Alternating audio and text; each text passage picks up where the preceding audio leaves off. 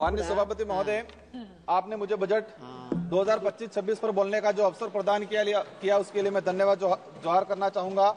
मैं भारत आदिवासी पार्टी की तरफ से देश के आदिवासी, दलित, ओबीसी, मुस्लिम, अल्पसंख्यक, गरीब, मजदूर एवं इस देश में रहने वाला प्रत्येक गरीब वर्ग का व्यक्ति जो मानवता और भारत देश के संविधान में विश्वास करता है, उनकी तरफ से बोलने के लिए खड़ा हुआ हूं।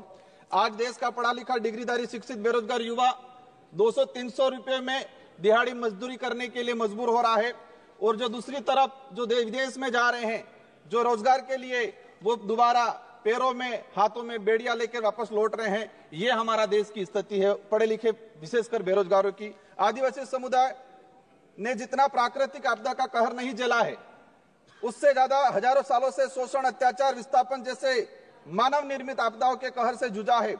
और उसका अगर उस आदिवासी समुदाय को आधुनिकता की लाइन में लाके खड़ा करना है तो विशेषकर एक आर्थिक पैकेज देने की आवश्यकता है, और साथ ही संविधान के अंदर जो प्रावधान है 5वीं अनुसूची और 6वीं अनुसूची का, और विशेषकर पैसा एक्ट को उसको धरातल पे लागू करने की सख्त जरूरत है।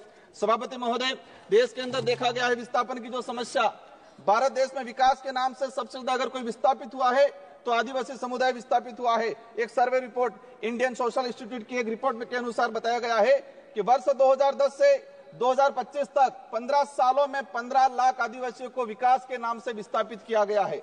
वर्ल्ड बैंक की रिपोर्ट में बताया गया है कि विस्थापन आदिवासी समुदाय में से 50% आदिवासी परिवार पुनः विस्थापित नहीं हो पाते हैं।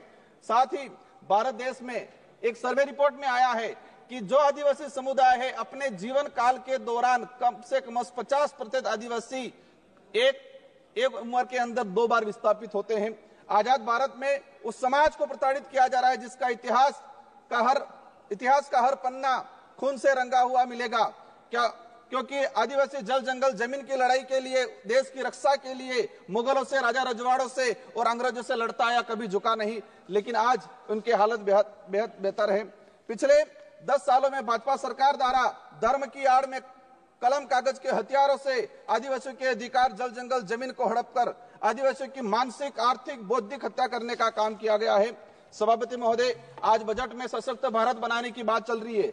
बनना चाहिए, हम भी चाहते हैं, हमारा देश मजबूत बनना चाहिए, विश्व शक्ति बनना चाहिए, लेकिन स्थिति क्या है? हमारे देश का जो भविष्य कुपोषण की बेड़ियों में जकड़ा हुआ है।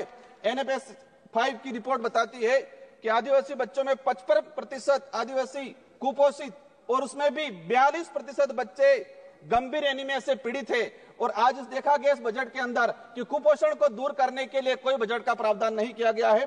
बेटी बचाओ बेटी पढ़ाओ का नारा लगा रहे हैं, बट हमारे देश की महिलाओं के लिए हम भी चाहते हैं कि मजबूत बने, सशक्त बने, लेकिन हकीकत क्या है? देश के अंदर देखा गया है कि आदिवासी समुदाय में विशेषकर हर तीसरी महिला कुपोषण का शिकार है और हर दूसरी महिला एनीमिया का शिकार है। आदिवासी बच्चों में शिशु मृत्यु दर राष्ट्रीय औसत से 30% अधिक है। 5 वर्षों से कम उम्र के आदिवासी बच्चों की मृत्यु का अनुपात राष्ट्रीय औसत से 61% अधिक है। माननीय सभापति महोदय, बाकी जो जीवन काल के अंदर देखा गया है, कभी माओवादियों के नाम से, कभी नक्सलवादियों के नाम से मारा जाता है। एट्रोसिटी में कई आदिवासियों को मारा गया। NSRC की एक रिपोर्ट बताती है कि वर्ष 2020 से 2025 मात्र 5 साल के अंदर 400 आदिवासी पुलिस मुठभेड़ में मारे गए हैं। आज मणिपुर का हत्याकांड, मणिपुर में देख लो, कई आदिवासियों को मारा गया है। छत्तीसगढ़, झारखंड का आम आदिवासी कभी उधर नक्सलवाद माओवादी की गोलियों के से कहीं के निशाने पे है, उधर पुलिस की गोलियों पे निशाने है। बीच में आम व्यक्ति जो है वो आज उसके साथ अत्याचार हो रहा है। हर दिन एक न एक व्यक्ति मारा गया है। आदिवासी, दलित, पिछड़ों को सशक्त बनाए बिना हमारे भारत देश को सशक्त भारत बनाने की कल्पना करना एक कोरा सपना रह जाएगा। स्वास्थ्य सुविधा की देखा जाए, आदिवासी क्षेत्र में PSC CSP की, CAG की एक रिपोर्ट आई है कि आदिवासी बाहुल्य क्षेत्र में जितनी जो PSC CSC है वहां पर 60% डॉक्टरों के पद रिक्त हैं। देश में मात्र 18% आदिवासी गर्भवती महिलाओं को ही संस्थागत प्रसव का लाभ मिल पा रहा है। संस्थागत प्रसव का सिर्फ मात्र 18%। सभापति महोदय, 1 मिनट का रहा है। शिक्षा की बात करें, हमारे राजस्थान के अंदर जाडोल कोटड़ा के अंदर जहां से एक मंत्री जी आते हैं, वहां पर 14 वर्ष से अधिक बच्चों को स्कूल और पेन, पेंसिल, किताब क्या है वो नहीं पता है। आज देखा गया है यूनेस्को की एक रिपोर्ट में देश में देश में 35% आदिवासी बच्चे ड्रॉप आउट हो रहे हैं और राष्ट्रीय औसत 12% है। 8%, मात्र 8% आदिवासी युवा उच्च शिक्षा की पढ़ाई पूर्ण कर पा रहा है। देश के अंदर देखा गया है वर्तमान में कि 85% आदिवासी परिवार की पहली पीढ़ी पढ़ रही है और 20% आदिवासी ऐसा है जिनकी पहली पीढ़ी भी आज पढ़ाई नहीं कर पा रही है। बकाया छात्रवृत्ति 2-2 साल से छात्रवृत्ति नहीं आ रही। हमारे राजस्थान के अंदर केंद्र से बजट रिलीज नहीं हुआ है। राष्ट्रीय विदेश छात्रवृत्ति योजना शुरू की 2013 के अंदर 20 बच्चे जा रहे थे आदिवासी समुदाय के, मैडम 1 मिनट का रहा है, और आज भी 20 बच्चे जा रहे। 2013 में हमारे देश से विदेश में 1,90,000 बच्चे पढ़ने जा रहे थे। आज 2024 के अंदर 13 लाख जा रहे हैं, लेकिन आदिवासियों के लिए वो 20 सीटें हैं, वही 20 सीटें हैं, आज तक वो बढ़ाई नहीं गई है। लास्ट में अंतिम में कहना चाहूंगा, नरेगा के अंदर इस बार देखा गया बजट कोई नहीं बढ़ा गया है।